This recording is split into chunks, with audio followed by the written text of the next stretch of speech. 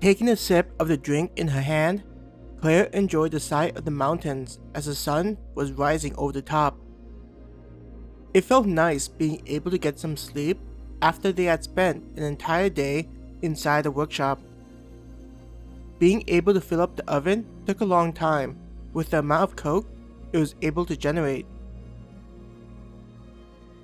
It would have taken us more than several days if we had to process the coals ourselves instead of with the help of the machine.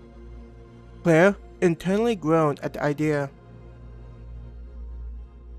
Cracking her neck, she could only imagine how tired they'd have been if there weren't the various machinery available.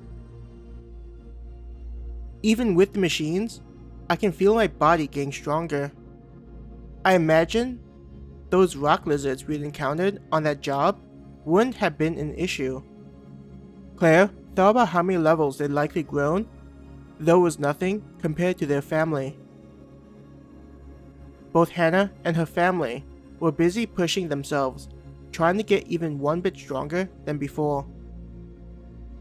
We weren't expecting to hear back from the two of you so soon. A voice came from behind Claire. Leaning her head back, Claire was met with the grinning face of Astrid and Frida.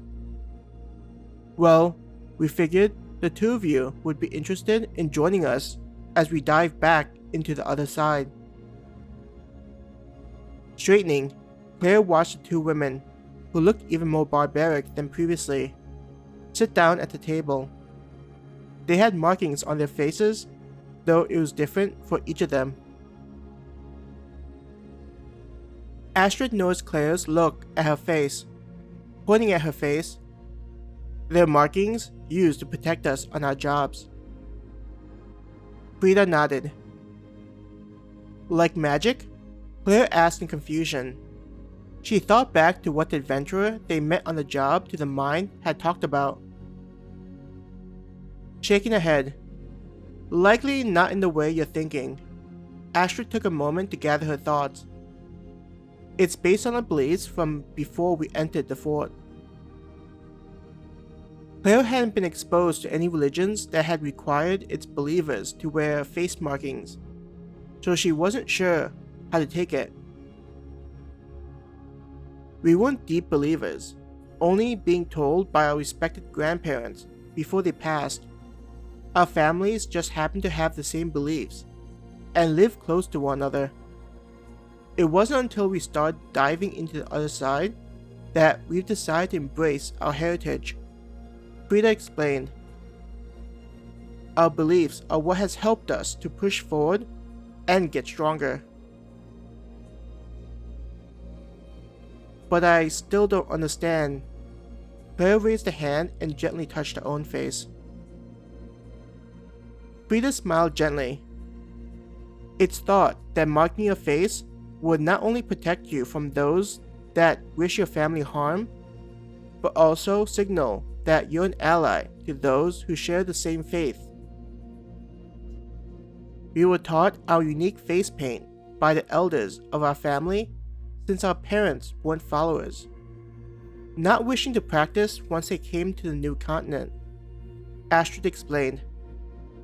"They felt that their parents were superstitious, and such beliefs had no belonging in the modern and civilized world."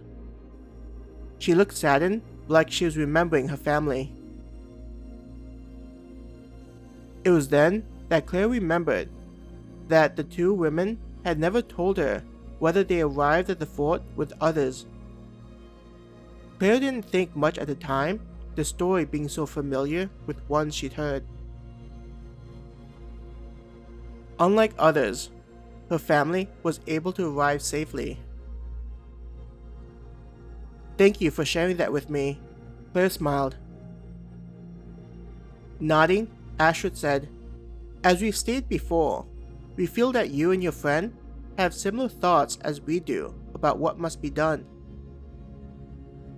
It's why we are happy to receive your message about the two of you diving back into the other side," Frida simply said.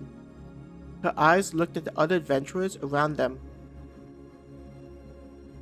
Though she didn't say anything, it was clear to Claire that the two didn't think much about the people that spent much of their time casually lounging in the guild. Such thoughts was similar to what Hannah had voiced when they met with Candace and Brooke. "We really do think alike," Claire thought as she looked at the two fiery women.